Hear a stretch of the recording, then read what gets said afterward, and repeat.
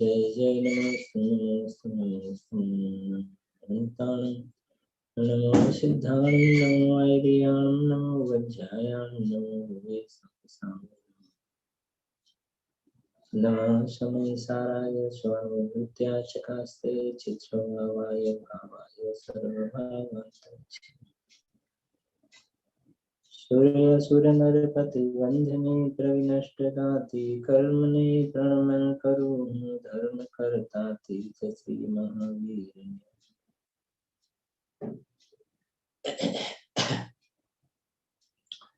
आज का दिन एक प्रकार से कहे तो अनंत चतुष्टय का दिन है। चतुष्टय माने चार, और चार प्रकार से पवित्रता का आज का दिन है। एक तो 10 लक्षण महापर्व का उत्तम आकिंचन्य धर्म का दिन है, माने 10 लक्षण महापर्व का मांगलिक दिन है। दूसरे नंबर में ग्रंथादिराज समय सार, जो भगवान श्री कुंद आचार्य देव ने 2000 साल पूर्व उनको ये विकल्प आया कि भरत क्षेत्र के भव्य जीव इस चैतन्य अमृत का रसास्वाद करें, ऐसा विकल्प आया। तो ये जो 15 दिन है, कल तक, परसों तक, एकम से पूनम तक 15 दिन तक ये समय सार ग्रंथ की रचना का प्रारंभ एकम से हुआ। आज उत्तम आकिंचन्य धर्म का दिन है, कल ब्रह्मचर्य का दिन है। तो 15 दिन तक ये समय सार ग्रंथ रचना का जो योग रहा, तो एक प्रकार से कहे तो आज का दिन इस प्रकार से भी मांगलिक है, क्योंकि इन दिनों में भरत क्षेत्र का एक प्रकार से कहो भगवान ऐसे समय सार ग्रंथ रचना का मांगलिक दिन है। तीसरे नंबर में कहे तो जिनका हमारे पर परम उपकार है कि देव किसे कहते हैं, शास्त्र किसे कहते हैं, गुरु किसे कहते हैं, समय सार का परिचय कराया, शुद्धात्मा का स्वरूप का परिचय कराया, जैन का क्या स्वरूप होता है, जिन का क्या स्वरूप होता है।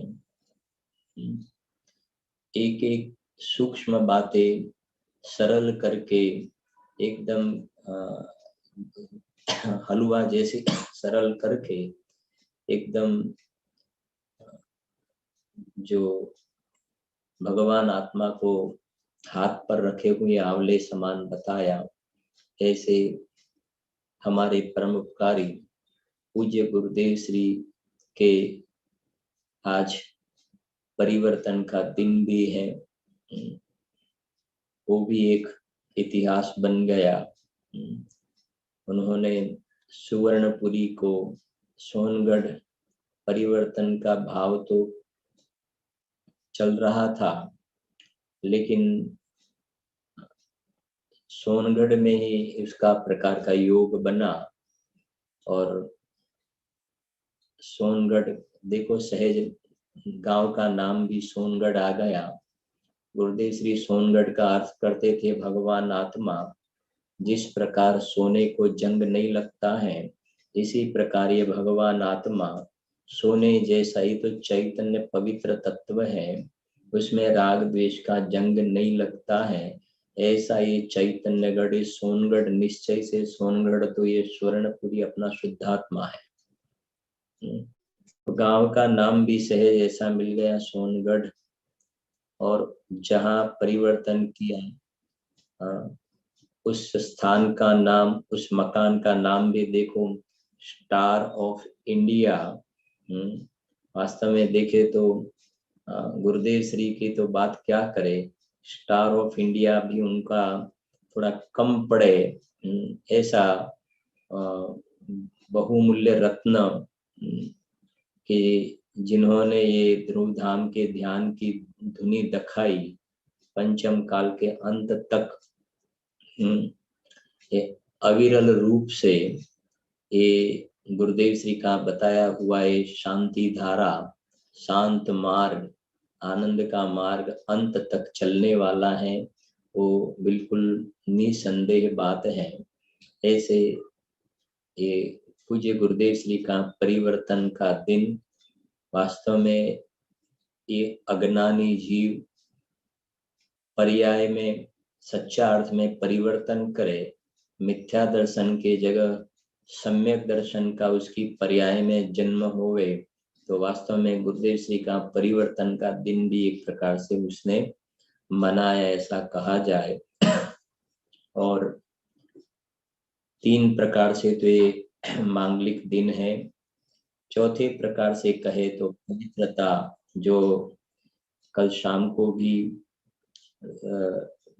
धूमधाम से भक्ति की, और अभी सुबह में भी भगवान के जन्म कल्याणक पूजन भक्ति हर्षोल्लास पूर्वक, भले ही बाहर में व्यवहार में सभी घर में कहे, लेकिन भाव से तो भक्ति में भगवान के गुणानुवाद में जुड़े थे।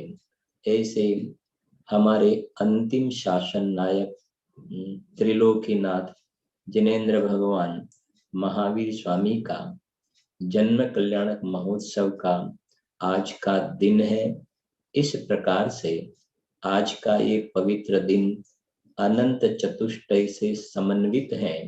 इसमें 4 प्रकार की घटनाएं शामिल है, इसलिए आज का दिन बहुत बड़ा दिन है।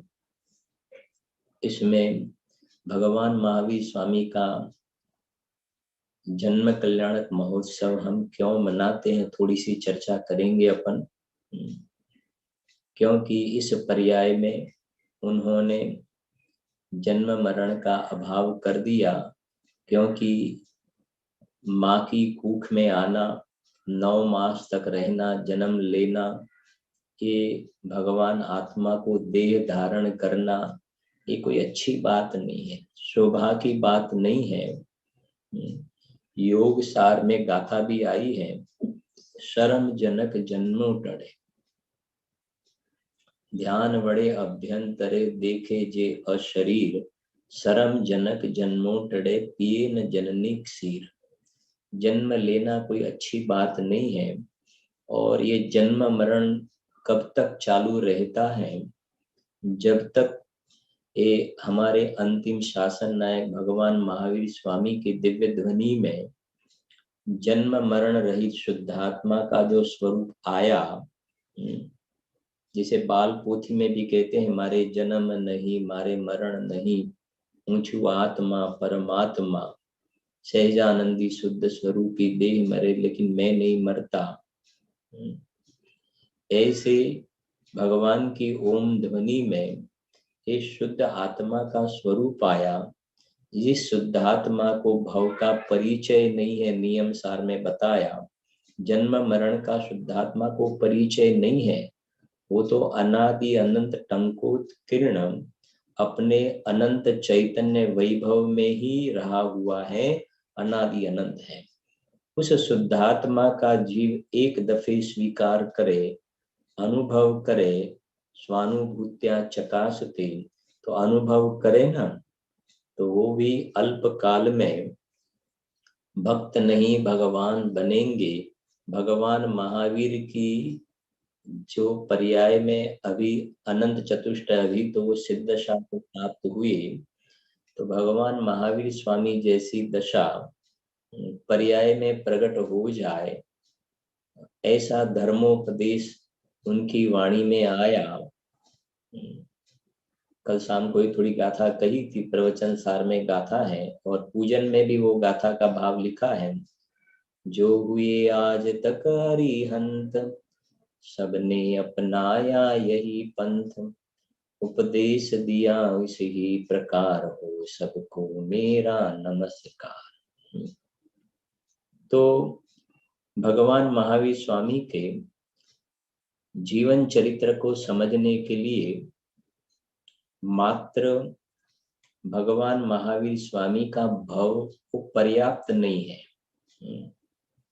उनके चरित्र को समझने के लिए हमें उनके कुछ पूर्व के भवों को भी समझना जरूरी है।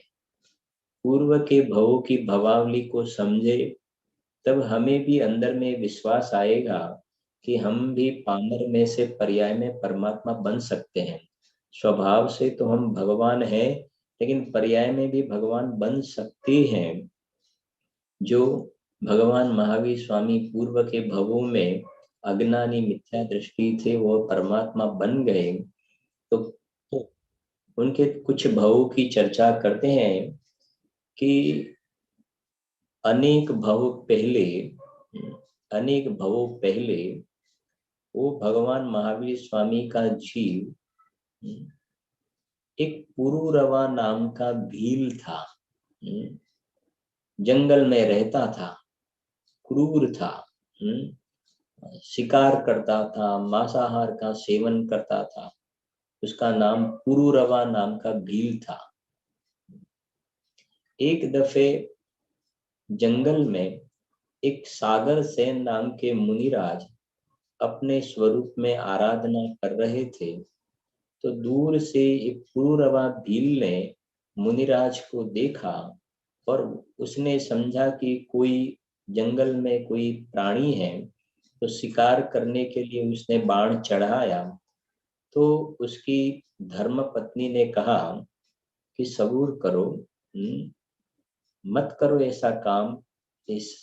ये कोई जंगली जानवर नहीं है, ये तो कोई वन देवता लगते हैं। तो दोनों मुनिराज के पास गए। मुनिराज की शांत मुद्रा को देख करके पुरूरवा भील का भी परिणाम एक प्रकार से शांत हो गया। मुनिराज ने धर्म का उपदेश दिया। तो धर्म का उपदेश सुनकर के उस भील ने उस दिन से शिकार करने का त्याग कर दिया और मांसाहार का भी त्याग कर दिया और जीवन पर्यंत इस प्रकार का अहिंसा व्रत का स्थूलपणे बाहर से एक प्रकार से स्थूलपणे इस प्रकार से अहिंसामय जीवन व्यतीत किया। और ऐसे मंद कषाय के फल में वो देवलोक में, स्वर्ग में, सौधर्म स्वर्ग के अंदर देव की पर्याय में उत्पन्न। और वहां अभी देखो, पहले भील था, अभी सौधर्म स्वर्ग में स्वर्ग लोक का देव बन गया। परिणाम का फल है ना।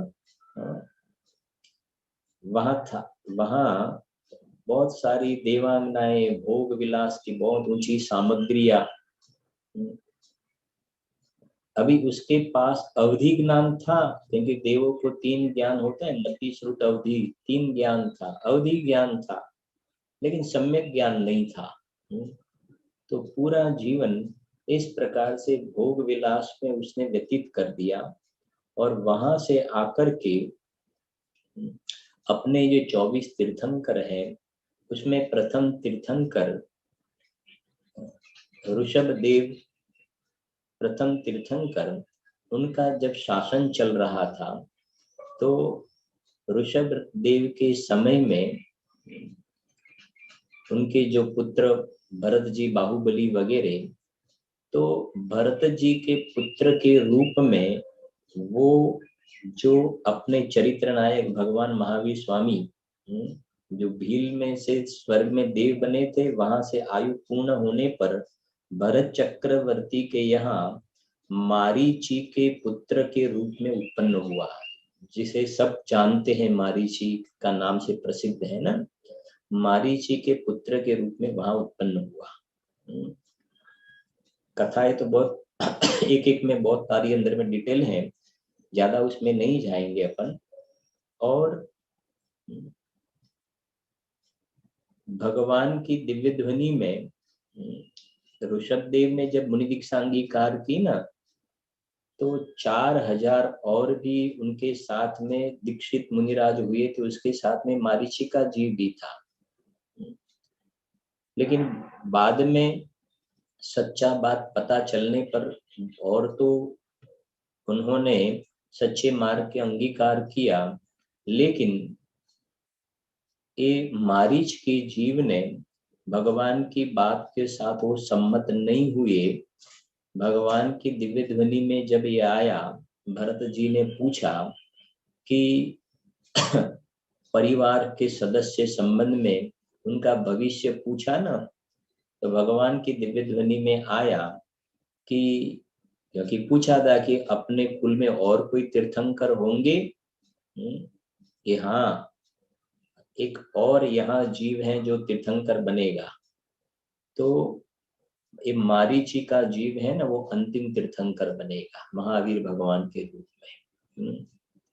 तो मारीची का जीव वैसे समझदार था ना, तो पता चला कि अंतिम तीर्थंकर माने अप्रोक्सीमेट लगभग 1 कोड़ा कोड़ी सागर का समय, 1 कोड़ा कोड़ी सागर का समय, चौथा काल है ना, चौथा काल। और आदिनाथ भगवान तो मतलब तीसरे काल में पहले उत्पन्न हो गए थे ना। ये थोड़ी ऐसी घटनाएं जो घटी ना, अप्रोक्स समझ लो 1 कोड़ा कोड़ी सागर। अब 1 कोड़ा कोड़ी सागर, तो मारीची के जीव को पता तो आ गया ना कि त्रस पर्याय की स्थिति कुछ अधिक 2000 सागर है, कुछ अधिक 2000 सागर। और 1 कोड़ा कोड़ी सागर के बाद में मैं तीर्थंकर होऊंगा, उसका मतलब ये हो गया ना कि मैं त्रस पर्याय को मुझे छोड़ करके मुझे एकेंद्रिय में जाना पड़ेगा, स्थावर में निगोद में भी जाना पड़ेगा। ये भगवान की दिव्य ध्वनि में ये भी बात आ गई कि मुझे अभी और बहुत भव करने हैं, और परिवार के बाकी सभी तो मोक्ष में जाने वाले हैं। इसी भव में स्त्री पर्याय को छोड़ देना है का, स्त्री पर्याय स्त्रीलिंग छेद करके, वो उनकी बात नहीं है, जो भाव समझना सभी जगह प्रॉपर। और मैं लास्ट में तीर्थंकर, अंतिम तीर्थंकर में, लेकिन ये उसका फ्यूचर सोचे तो बहुत सारे मुझे तो बहुत कष्ट सहन करने पड़े, ना जाने कैसी कैसी गतियों में, योनियों में दुख सहन करना पड़े। तो होनहार उसकी ठीक नहीं थी, एक प्रकार से कहे तो पुरुषार्थ उल्टा चला, भगवान के दिव्य ध्वनि के साथ सम्मत नहीं हुए, और मारीची के पर्याय में उन्होंने ये जो आती है ना 363 पाखंड मत, अलग अलग प्रकार की प्ररूपणा वाला मार्ग चलाया। कषाय मंद थी, तो उसके फल में देह छूटने पर वो स्वर्ग में गया, स्वर्ग में गया, स्वर्ग में से आकर के फिर मनुष्य बना, फिर कुतप के फल में फिर स्वर्ग में गया। ऐसे 5-6 भव जो है ना, वो स्वर्ग में गया, यहाँ आया, मिथ्या तप किया, स्वर्ग में गए, फिर यहाँ आया, खोटा तप किया, मंद कषाय पूर्वक स्वर्ग में, 5-6 दफे इस प्रकार का हुआ। फिर और ज्यादा कषाय बढ़ गई ना, तो ये स्थूल जो त्रस पर्याय, 2 इंद्रिय, 3 इंद्रिय, 4 इंद्रिय, ऐसी पर्याय में भी चला गया। ये भगवान महावीर स्वामी के जीव के पूर्व भव, भूतकाल प्रभु आपका। हाँ, और जो भी बताया ना, त्रस पर्याय की स्थिति कुछ अधिक 2000 सागर, ये 2 इंद्रिय, 3 इंद्रिय, 4 इंद्रिय वगैरह त्रस पर्याय में सब आएगा। अभी त्रस पर्याय का काल पूरा होने का आ गया, और उनके परिणाम इतने तीव्र संक्लेश बने कि त्रस पर्याय को छोड़ करके वो एकेंद्रिय में चला गया। पृथ्वी का है, जल का है, अग्नि का है, वायु का है, वनस्पति का है, फिर निगोद, इतर निगोद जो कहते हैं ना, कितने भव कर लिए। शास्त्र में ऐसा है ना, अंतर मुहूर्त में 66,336 बार जन्म मरण भी कर सकता है ना। ऐसे न जाने कितने कितने अपर्याप्त में तो इतने भी बताए हैं, कितने कितने उस जीव ने आत्मा की विराधना के फल में भगवान ऋषभ देव की दिव्य ध्वनि में जो शुद्धात्मा की बात आई ना, इस शुद्धात्मा के अवर्णवाद के फल में इतने भव किए, और लास्ट में अपन देखेंगे वही जीव जब भगवान महावीर स्वामी की पर्याय हुई ना, तो जब ऋषभ देव भगवान ने जो शुद्धात्मा की आराधना का उपदेश दिया ना, वही वो महावीर भगवान ने उपदेश दिया। इसलिए हमारे गुरुदेव श्री हमेशा कहते थे, आज मानो, कल मानो, चाहे अनंत काल बाद मानो, इस बात को स्वीकार किए बिना संसार का 3 काल में अंत आने वाला नहीं। ये मारीची के घटना में से अपन समझ भी सकते हैं।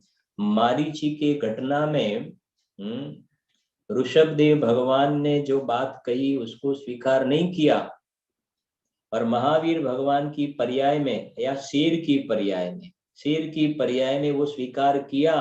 तो बीच में स्वीकार नहीं किया ना, तो रिजल्ट क्या आया? जन्म मरण करना पड़ा। उसका नाम है आज मानो, कल मानो, चाहे अनंत काल बाद मानो। एक कोड़ा कोड़ी सागर समझो ने अप्रोक्स, तो उसके बाद में थोड़ा जो समय रहा उसके पहले का, तब माना, उसके पहले नहीं माना तो डंडे पड़े।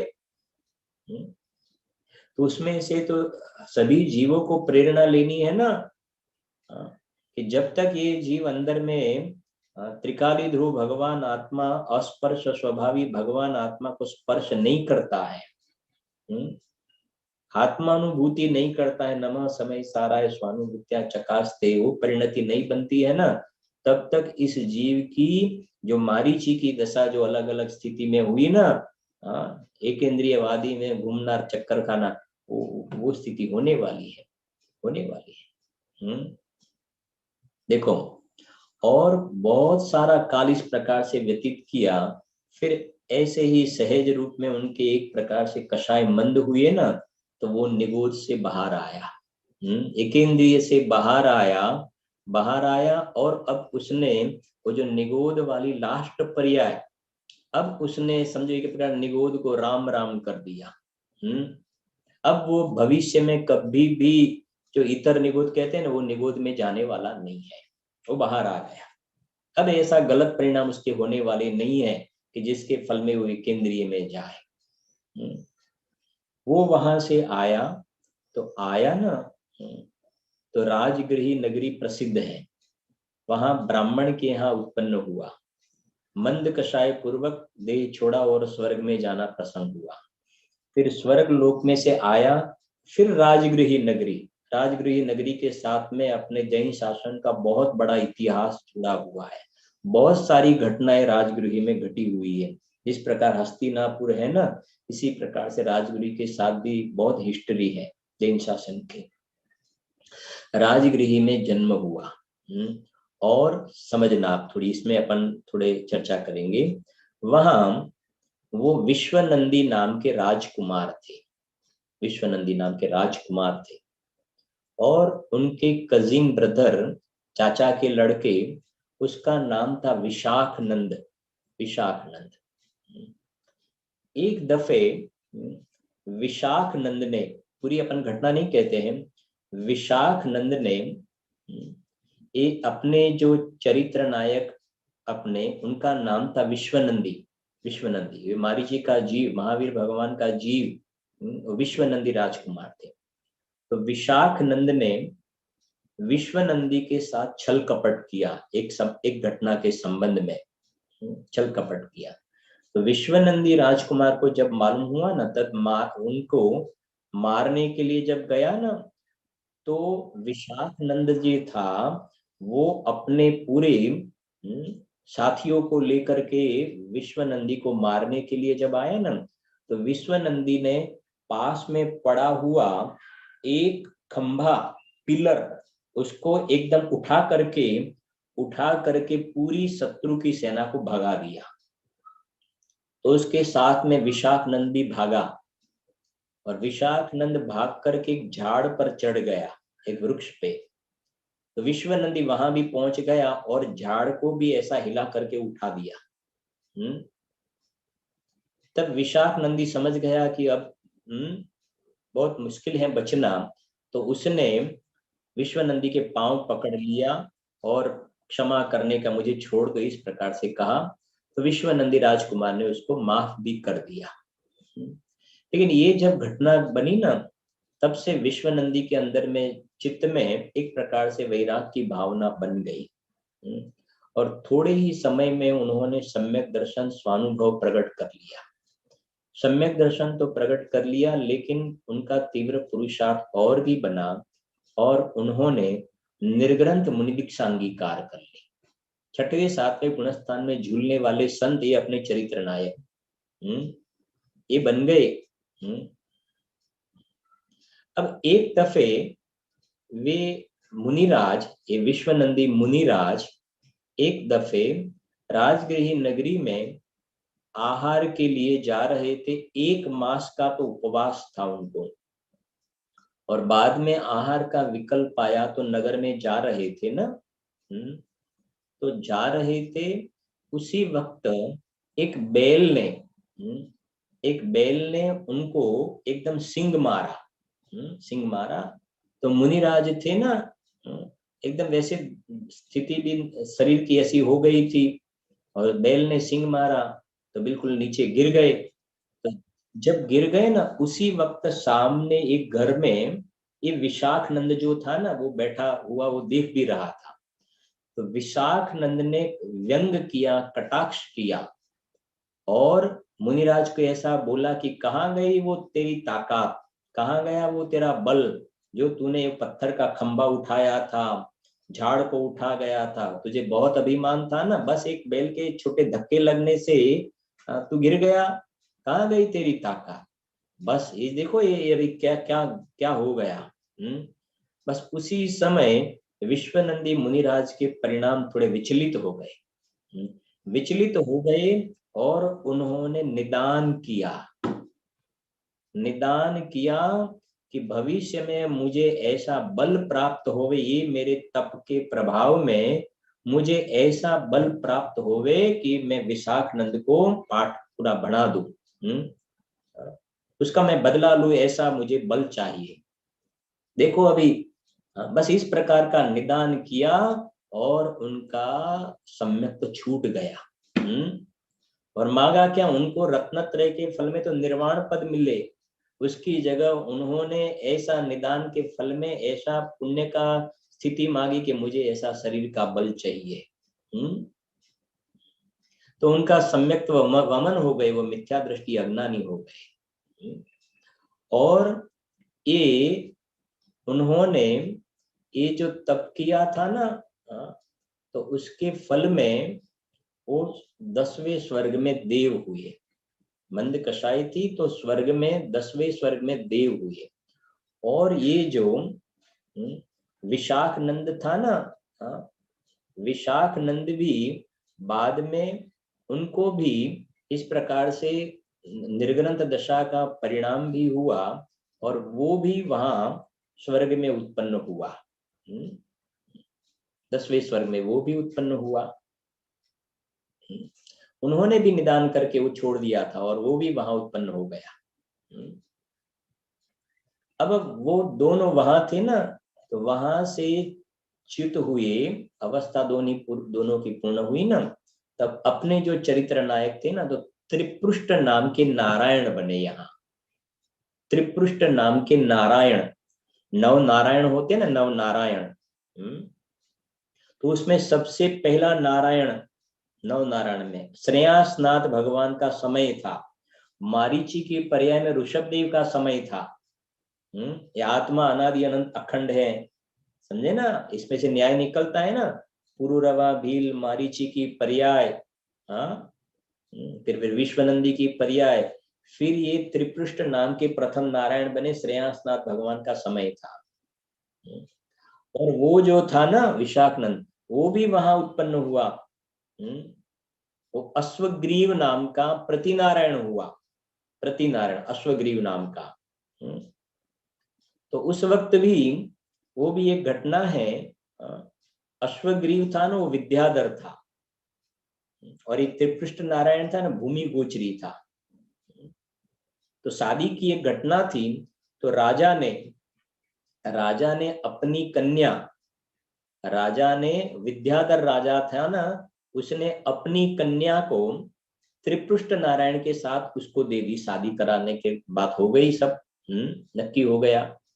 तो अश्वग्रीव को बुरा लगा कि भाई ये तो, हम तो विद्याधर हैं और ये तो भूमि गोचरी है, ये बराबर मंजूर नहीं है। तो ये तो प्रसिद्ध है, त्रिपुष्ट नारायण और अश्वग्रीव प्रति नारायण के बीच में युद्ध हुआ। और सबको मालूम है नारायण और प्रतिनारायण दोनों जो निदान किया था ना, मैं उसका बदला लूं, मुझे जैसे मुझे बल चाहिए। नारायण और प्रतिनारायण दोनों मर करके सातवीं नरक में चले गए। सातवीं नरक में चले गए, देखो कैसी विचित्रता, देखो कभी स्वर्ग कभी नरक में, सातवीं नरक में चले गए। यहाँ नारायण थे, अब परिणाम ऐसे हो गए तो नारायण प्रतिनारायण को, परिणाम के फल में नारायण थे इसके लिए नहीं, लेकिन नारायण के भाव में उन्होंने जो परिणाम किए ना, तो परिणाम के फल पे भोग विलास में ही जीवन बाकी का व्यतीत कर दिया, सम्यक तो वमन हो गया। और चले गए सातवीं नरक में, दोनों चले गए। तो सातवीं नरक में तो मालूम है 33 सागर का उत्कृष्ट आयुष्य बताया है, कितनी कष्ट होता है।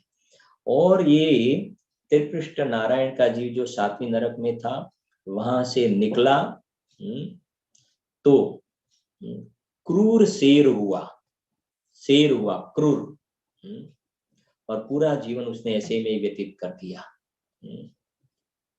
फिर मर कर के नरक में गया, फिर वहां से वापिस आया और फिर शेर हुआ। सातवीं नरक में से जब शेर हुआ, फिर मर के नरक में गया, फिर शेर हुआ, क्योंकि ये भी सब करणान योग के नियम है, अभी इसमें अपन नहीं जाएंगे। फिर शेर हुआ।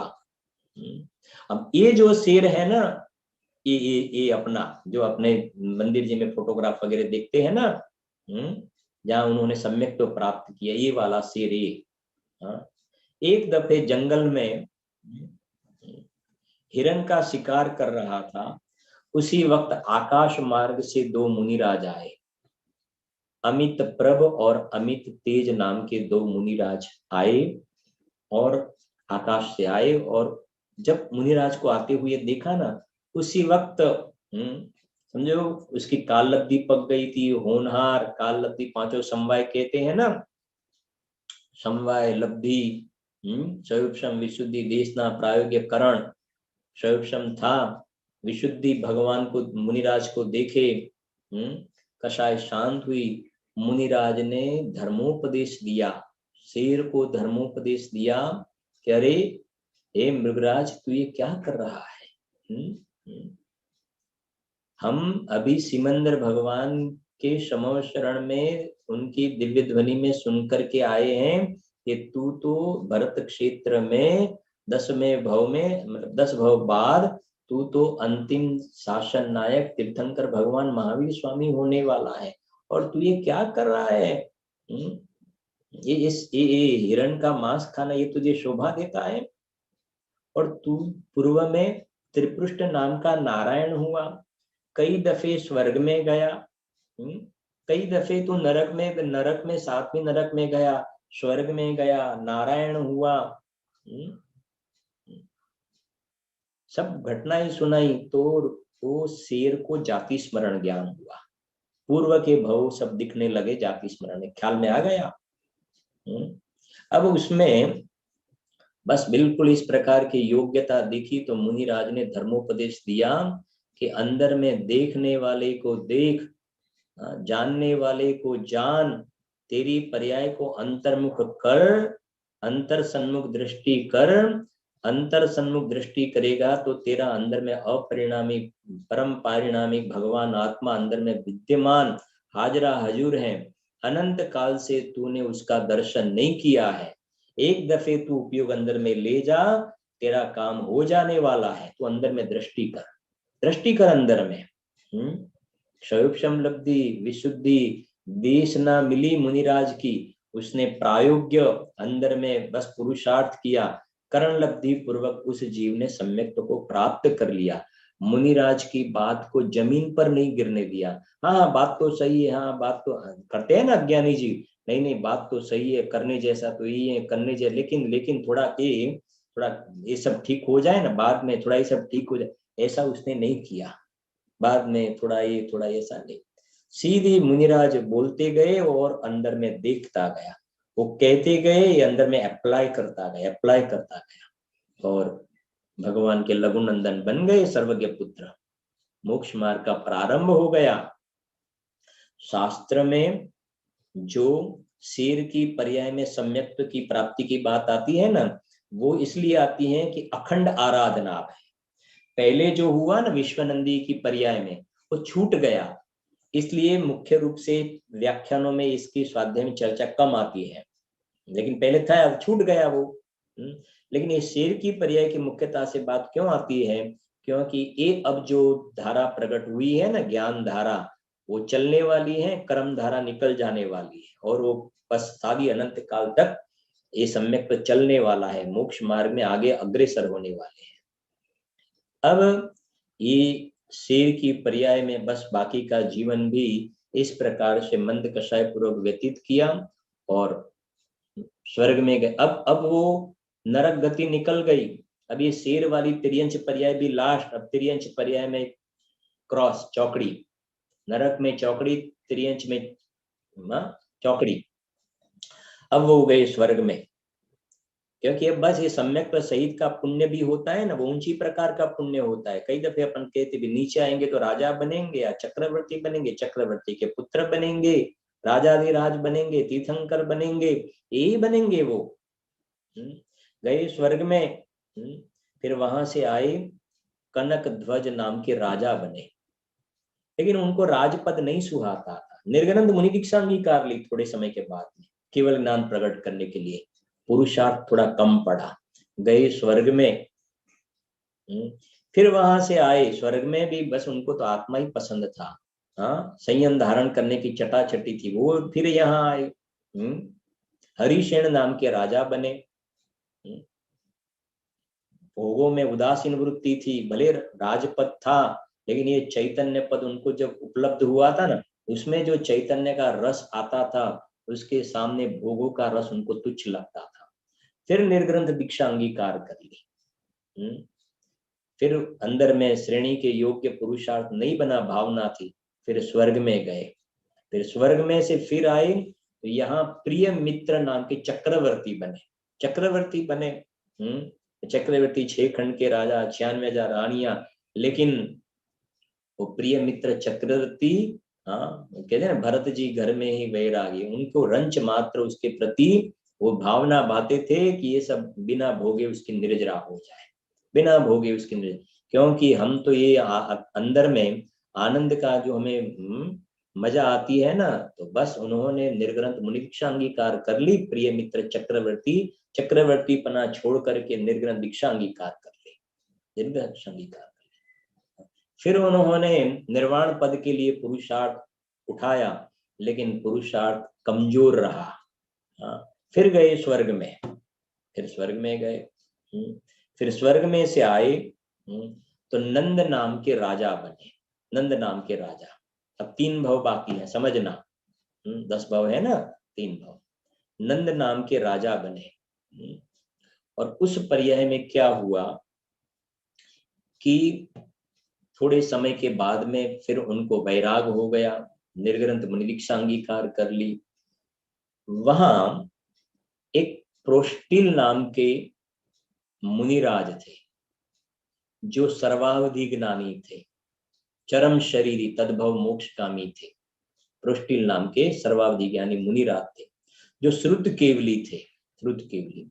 तो ये नंद राजा ने, सम्यक दृष्टि तो थे, लेकिन उस श्रुत केवली के पादमूल में, श्रुत केवली के पादमूल में उन्होंने साइक सम्यक तो प्राप्त कर लिया, साइक सम्यक तो प्राप्त कर भी लिया, और षोडश कारण भावना का परिणाम भी उनको बना, और षोडश कारण भावना के जो परिणाम बने, निर्ग्रंथ दीक्षा, साइक सम्यक्त्व, षोडश कारण भावना के परिणाम, और उसके फल में वहां तीर्थंकर प्रकृति बंधने का प्रारंभ हो गया, शुरुआत हो गई, तीर्थंकर प्रकृति बंधने का प्रारंभ हो गया। फिर समाधि मरण पूर्वक देह छोड़ करके वो स्वर्ग में गए, 16वें स्वर्ग में गए, और 16वें स्वर्ग में गए। अभी आज का जो अपन उत्साह पूर्वक सब, हाँ, अभी शाम का भी बताया ना, सचिन जी, मनीष जी वगैरह ने सबने बताया ना। जब स्वर्ग लोक में थे, 6 माह जब बाकी रहा ना, तो सौधर्म इंद्र ने कुबेर को आज्ञा की कि जाओ वैशाली कुंड ग्राम में जाओ, राजा सिद्धार्थ और माता त्रिशला देवी उनके यहाँ अपने अंतिम शासन नायक भरत क्षेत्र के, जम्बू द्वीप में भरत क्षेत्र में अंतिम शासन नायक भगवान महावीर स्वामी आने वाले हैं 6 महीने के बाद। तो इंद्र ने कुबेर को आज्ञा की और वैशाली कुंड ग्राम के अंदर दिन में 3 बार 3.5 करोड़ रत्नों की वर्षा का प्रारंभ हो गया 6 महीने पहले। देखो कैसा सहज होता है ये सब। 6 महीने तक ऐसा चला और बाद में ऐसी एक मंगल घड़ी आई कि माता त्रिशला देवी ने रात्रि के अंतिम पहर में 16 स्वप्न देखे। 16 स्वप्न देखे। सुबह में स्वामी से फल पूछा तो बताया निमित्त ज्ञान द्वारा कि आपके उदर में ये जो अंतिम शासन नायक भगवान महावीर स्वामी का जीव है ना, वो बस आपके कुख में वो स्वर्ग लोक से वहां आ चुका है। बस इसीलिए आपको ये जो शुभ स्वप्न का फल ये है। बोलो भगवान महावीर स्वामी के गर्भ कल्याण महोत्सव की जय हो। ऊपर सौधर्म इंद्र का जो इंद्रासन कंपायमान हुआ, चारों ही प्रकार के देव में अलग अलग प्रकार के आवाज हुए। कहीं सिंहनाद हुआ, कहीं घंटनाद हुआ, कहीं भेरी बजी, कहीं शंख बजे। इंद्र महाराज नीचे आए, माता पिता की स्तुति की, उनको वस्त्राभूषण दिए, इस प्रकार से सुसज्जित करके फिर वहां से गए। नगरी में भी इस प्रकार का गर्भ कल्याणक संबंध का उत्सव मनाया गया।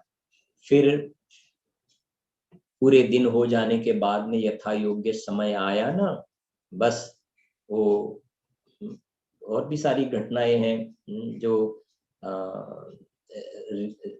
देविया वगैरह होती है ना, श्री रुद्धि वगैरह देविया जो होती है, वो माता की सेवा वगैरह में भी रहती है ना, जो सब पंचकल्याणक वगैरह में अपन देखते भी हैं। और एक मंगल घड़ी अभी आई कि आज का वो दिन है। भगवान महावीर स्वामी जो अंतिम शासन नायक, जो माता की कुख में भी उनको कोई कष्ट, न माता को कष्ट होता है न बालक को कष्ट होता है। वो तो अंदर में समझो ना कि एक रत्न का पिटारा होता है ना, अंदर में रत्न रहता, पिटारे में रत्न रहता है। इस प्रकार से ये अंदर में बाल तीर्थंकर, द्रव्य से तीर्थंकर का ऐसा जीव अंदर में रहता है। और यथा योग्य समय में बस इस भरत क्षेत्र की भूमि पर वो पधारे, पवित्र किया। वो आज का दिन है। पूरी नगरी में जन्म कल्याणक महोत्सव दिन मनाया गया। सौधर्म इंद्र पूरी अभी अपन देखा भी सही चित्र में, ऐरावत हाथी पे आते हैं बैठ करके और बाल तीर्थंकर को ले जा करके सुमेरु पर्वत पर जन्माभिषेक वगैरह करते हैं ना, बड़े ठाठ बाट से अपन देखते भी हैं पंचकल्याणक वगैरह में। रियल में तो कैसा होता होगा। अभी छोटा बालक होता है तो गिर नहीं जाता होगा? नहीं, ऐसा नहीं होता है। और 1008 कलशों से जन्माभिषेक करते हैं तो उनको ठंडी नहीं चढ़ जाती, ठंडी नहीं लग जाती उससे कि नहीं, कष्ट नहीं होता कि नहीं। जैसे फूलों की वर्षा होती है ना, ऐसा होता है। बस वज्र वृषभ नाराज सनन के धारी होते हैं। पूरी जन्म कल्याण की सारी घटनाएं है ना। बोलो भगवान महावीर स्वामी के जन्म कल्याणक महोत्सव की जय हो। और अभी अपन पूजन वगैरह में भी देखा, जब इंद्र महाराज जाते हैं तो उसके अंगुष्ठ में अमृत भर देते हैं, वो अमृत पीते हैं। और उनके यहाँ वस्त्र आभूषण आते हैं ना, देवलोक से आते हैं। वस्त्र आभूषण भोजन देवलोक से आते हैं। हम तो यहाँ थोड़ा बहुत वस्त्र हम तो यहाँ का पहनते, ये फलानी ब्रांड। अभी तुझे पुद्गल का ब्रांड भी मालूम नहीं है, भगवान का पुण्य कैसा होता है। चैतन्य की ब्रांड का भी पता नहीं है, और पुद्गल का ज्ञानी जीवों का कैसा पुण्य का उदय होता है, ये हुए अज्ञानी जीव को मालूम नहीं होता है। और उनके साथ खेलने के लिए अभी आप देखो, अभी कैसा उदय, छोटे छोटे बच्चे घर में है ना, स्कूल में जाना बंद हो गया, खेलना आपस में बंद हो गया, देखो कितना हीन पुण्य चल रहा है। हाँ?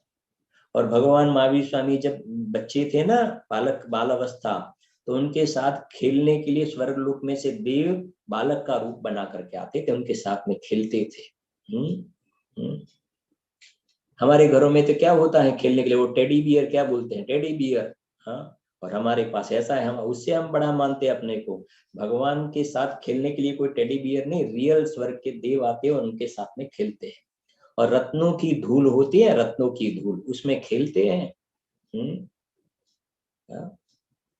और हमारे यहाँ तो एक क्या वो इस प्रकार का प्रसंग हो ना, बालक का जन्म, तो उनके कौन उनका, ये समझो 1 महीने का जो उनका प्रसंग है, 2-3 महीने का जो डिलीवरी वगैरह का, तो उनके पास कौन रहेगा, 15 दिन वो निकालेंगे, 15 दिन वो, तब तो हमारा पूरा सेटिंग होता है। भगवान की जिसके गर्भ में भगवान आए ना, तो माता का पिता का पुण्य भी ऊंचा होता है। 56 कुमारी का और भी देवियां वगैरह उनके पास पहले से ही आ जाते हैं। और हमारे यहाँ तो कि 15 दिन वो निकाले, 15 दिन वो ने, तो फिर उनको कुछ देना भी पड़ता है भाई, वो उन्होंने 15 दिन हमारे, चलो भैया उनके हमारा काम कर दिया ना, तो उनको कुछ देना पड़ेगा। हाँ, समझ में आती है बात। मैंने पुण्य का स्वरूप भी कैसा होता है ना, वो अपन थोड़ा समझे तो मालूम पड़े, कोई धर्म वाली बात नहीं है, लेकिन सम्यक दर्शन के साथ में पुण्य भी कैसा बनता है। और वो जब माता के उदर में आए, माता के जब उदर में आए, तब मति ज्ञान, श्रुति ज्ञान, अवधि ज्ञान, 3 ज्ञान, सम्यक दर्शन 3 ज्ञान लेकर के आए थे, और अनंत अनुबंधी कसाय का अभाव, इतना तो प्रॉपर्टी लेकर के आए थे। कितना लेकर के आए थे, अभी ऐसा, अभी सोचना, वो इतना लेकर के आए थे, इस जीव की दूसरे भव में जाने की तैयारी हो गई। ये अज्ञानी जीव की दूसरे पर्याय में जाने का समय आ गया, तो भगवान महावीर स्वामी तो वो लेकर के आए थे, पर यहाँ से जब गए ना, तब तो वो कृतकृत्य होकर के गए। सर्वगुणा सम्यक्त्व तो नहीं, पूरे पूर्ण हो गए, पूर्णता को प्राप्त करके गए 72 ईयर में, 72 वर्ष में। और ये अज्ञानी जीव की स्थिति देखे। तो भगवान महावीर स्वामी तो कृतकृत्य होकर के गए थे, वो जो लेकर के आए थे, वो अब दूसरी पर्याय में जाना है, तो कम से कम तो सम्यक्त्व तो तेरी पर्याय में प्रकट कर ले, तब तो तू भगवान महावीर स्वामी का एक प्रकार से व्यवहार से भक्त भी कहलाए। बाकी कैसा भक्त तू भगवान महावीर स्वामी का, कैसा भक्त। 2-5 मिनट में पूरा भी करते हैं अपन अभी, बाकी आपका पूरा विषय है थोड़ा, कि एक बाल अवस्था हुई, फिर 8 वर्ष की उम्र में उन्होंने दूसरी चौकड़ी का अभाव कर दिया, अप्रत्याख्यान का भी। और जब 30 वर्ष की भर यौवन अवस्था थी, जो अभी अपन ने पूजा में देखा भी सही, 30 वर्ष की उम्र में उन्होंने निर्ग्रंथ मुनिदीक्षा अंगीकार कर ली। लोकांतिक देव भी आते हैं पंचकल्याण में, अपन देखते भी हैं। 30 वर्ष की उम्र में उन्होंने निर्ग्रंथ दीक्षा अंगीकार कर ली, शायिक सम्यक्त्व था, ज्ञान 3 थे, तो चौथा ज्ञान प्रकट हो गया, मन प्रिय ज्ञान प्रकट हो गया। और एक चौकड़ी का अभाव हो गया, प्रत्याख्यान का, अभी मात्र एक संज्वलन कषाय। फिर 12 वर्ष तक उन्होंने मौन आत्म साधना की, 12 साल तक मौन आत्म साधना की, और 42 ईयर, 42 वर्ष की उम्र में उन्होंने केवल ज्ञान प्राप्त कर लिया, मन प्रिय ज्ञान, और अब केवल ज्ञान प्राप्त कर लिया, और संज्वरण कषाय भी निकल गई। शायिक सम्यक तो हो गया, शायिक चारित्र हो गया, एक प्रकार से कहे ना, घाती कर्म चले गए, और अनंत चतुष्टय प्रकट हो गए, अनंत चतुष्टय प्रकट हुए। इसके लिए अपन कई दफे कहते हैं, हमारे यहाँ गुजराती में, हिंदी में भी कहते होंगे, गुजराती में એવું કહેવાય कि 42 42 ईयर होते हैं ना, 42 वर्ष, तो आंख से बराबर नहीं दिखते ना, चश्मा लगाते हैं। तो गुजराती में हमारे यहाँ कहते हैं बेताला, कहते हैं बेताला, बेताला। समझ में आता है बेताला। तो भगवान महावीर स्वामी ने 42 वर्ष में उम्र में बेताला नहीं लगाया है। आए थे, समझना, आए थे तब सम्यक ज्ञान लेकर के आए थे। 42 वर्ष में उन्होंने ये चश्मा वाला बेताला नहीं लगाया। उन्होंने केवल ज्ञान कर दिया, केवल ज्ञान प्रकट कर दिया। मति श्रुति ज्ञान की जगह, अवधि ज्ञान मनोपरि ज्ञान की जगह उन्होंने केवल ज्ञान प्रकट कर लिया। जब आए थे तब वो जानते थे कि आंख से ज्ञान नहीं होता है, कान से ज्ञान नहीं होता, इतना सम्यक ज्ञान लेकर के आए थे। माता के उदर में जब पर्याप्ति पूरी नहीं हुई थी, अपर्याप्त अवस्था में थे माता के उदर में, इंद्रिया की रचना नहीं हुई थी ना, उस वक्त भी वो सम्यक ज्ञान के धारक थे, सम्यक ज्ञान के धारक थे वो। और अज्ञानी जीव पहले ऐसा मानता है कि मुझे आंख से ज्ञान होता है, अब 42 वर्ष हुआ तो चश्मा लगाता है, बोलता है चश्मा से ज्ञान होता है। ये उल्टा जाता है। चश्मा, अब पहले आंख से, अब चश्मा से ज्ञान होता है। असद्भूत व्यवहार उपचरित में चला गया, अनुपचरित में से उपचरित में चला गया, उल्टा चलता है अज्ञानी। फिर ऐसा कैसे कह सकते हैं कि हमें तो वीर तना संतान, हमें तो वीर तना संतान का मतलब क्या होता है? फिर ये 42 ईयर हो गए, फिर 30 साल तक रुजु वालिका नदी के किनारे उनको केवल ज्ञान की प्राप्ति हुई। बोलो भगवान महावीर स्वामी के केवल ज्ञान कल्याणक महोत्सव की जय हो। बीच में तब कल्याणक भी आ गया अपना एक, बराबर है, 30 साल की उम्र में। और फिर 30 साल तक, 30 साल तक उन्होंने पूरे भारतवर्ष में विहार करके, समव शरण लगाना, और समव शरण सहित भारतवर्ष में विहार करके धर्म का उपदेश दिया। और कल शाम को भी बात कही थी, भगवान महावीर स्वामी के समय में जितने उनकी उपदेश की जरूरियात थी ना, उससे कई गुनी अधिक जरूरत आज, अभी वर्तमान में जो टाइम पीरियड चल रहा है ना, इसमें ये उनके सिद्धांतों की जरूरियात है। अभी सिद्धांतों की चर्चा करने का अपने पास समय नहीं है, लेकिन सुबह और शाम अपना जो विषय चल रहा है उसमें भगवान महावीर स्वामी के सिद्धांत ही चल रहे हैं। उस सिद्धांत को अपन समझे ना तो जीव न्याल हो जाए, उसके जीवन में कभी भी दुख का प्रसंग आने वाला ही नहीं है। ऐसी भगवान महावीर स्वामी की देशना है, सर्वोत्कृष्ट दिव्य ध्वनि है। तो इस प्रकार से 30 साल तक भारतवर्ष में विहार किया। उनके समव शरण में 700 सामान्य केवली थे, 14,000 तो रुद्धिधारी साधु थे, 36,000 अर्जी का माताएं थी, 1 लाख श्रावक थे, 3 लाख श्राविकाएं थी, और भी त्रियंच गति के और देव तो कितने ही सम्यक तो प्राप्त करके आते थे जाते थे, आते थे जाते थे। ऐसे ही भगवान के समव शरण की अद्भुत घटनाएं हैं। और अंत में 72 साल की आयु हुई तो उन्होंने योग निरोध किया, और पावापुरी जो नगरी है, प्रसिद्ध है, पावापुरी से उन्होंने निर्वाण पद को प्राप्त किया। जब जब भी हम पावापुरी जाए तो सम श्रेणी ऊपर भगवान महावीर स्वामी विराजमान हैं।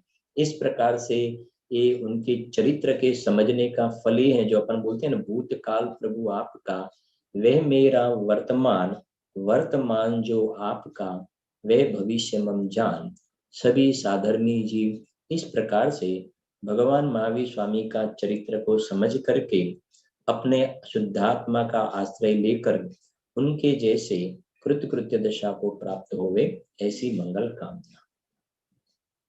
आदरणीय पंडित श्री शैलेश भाई जी के माध्यम से भगवान महावीर जन्म कल्याणक उत्सव का प्रासंगिक बहुत ही सुंदर जीवन चरित्र, भगवान महावीर के जीवन में जो उनका शेर की पर्याय में जो सम्यक दर्शन को लेकर जो जन्म हुआ था और उसके बाद भूतकाल प्रभु आपका, वह मेरा वर्तमान, वर्तमान जो आपका वह भविष्य मम जान, अर्थात भगवान की साक्षात सिद्ध अवस्था में विराजमान है।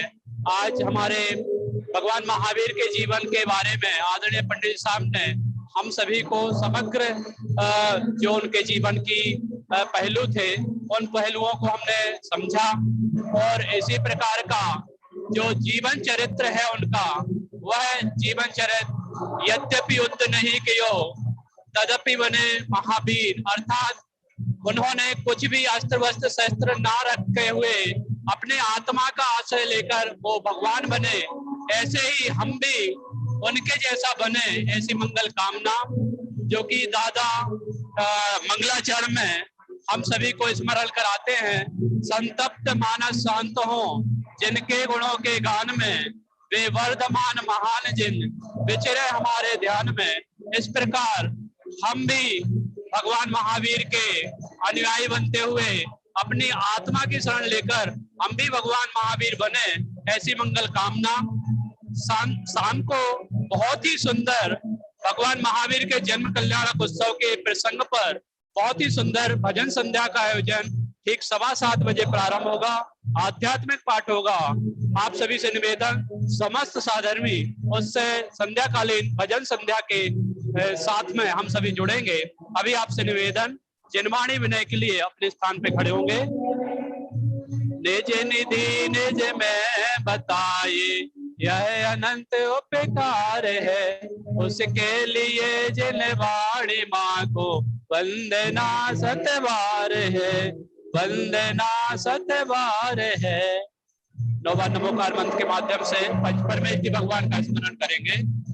नमो अरिहंताणम, नमो सिद्धाणम, नमो आयरियाणम, नमो जयाणम, नमो लोय सविसाहुणम, नमो अरिहंताणम, नमो सिद्धाणम, नमो आयरियाणम, नमो जयाणम, नमो लोय सविसाहुणम, नमो अरिहंताणम, नमो सिद्धाणम, नमो आयरियाणम, नमो जयाणम, नमो लोय सविसाहुणम, नमो अरिहंताणम, नमो सिद्धाणम, नमो आयरियाणम, नमो जयाणम, नमो लोय सविसाहुणम, नमो अरिहंताणम, नमो सिद्धाणम, नमो आयरियाणम, नमो जयाणम, नमो लोय सविसाहुणम, नमो अरिहंताणम, नमो सिद्धाणम, नमो आयरियाणम, नमो जयाणम, नमो लोय सविसाहुणम, नमो अरिहंताणम, नमो सिद्धाणम, नमो आयरियाणम, नमो जयाणम, नमो लोय सविसाहुणम, नमो अरिहंताणम, नमो सिद्धाणम, नमो आयरियाणम, नमो जयाणम, नमो लोय सविसाहुणम, नमो अरिहंताणम, नमो सिद्धाणम, नमो आयरियाणम,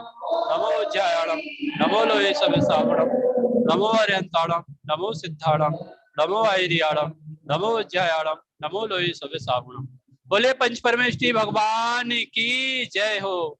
द्वादशांग जन्माणी माता की जय हो। आप सभी को पुनः सूचित किया जाता है, संध्या काल में बहुत ही सुंदर जो चैतन्य धाम का 2008 में पंचकल्याणक उत्सव मनाया गया था, उसमें जो पालना झूलन का कार्यक्रम हुआ था, उस पालना झूलन की बहुत ही सुंदर झलक आपको वीडियो के माध्यम से दिखाई जाएगी। और साथ ही साथ भगवान महावीर से संबंधित जन्म कल्याणक महोत्सव के बहुत ही सुंदर भजन प्रस्तुत किए जाएंगे। आप सभी अधिक से अधिक संख्या में सम्मिलित होकर समस्त कार्यक्रमों का लाभ लेंगे। तब तक के लिए आप सभी को सादर जय जिनेन्द्र, सादर चैतन्य वंदन।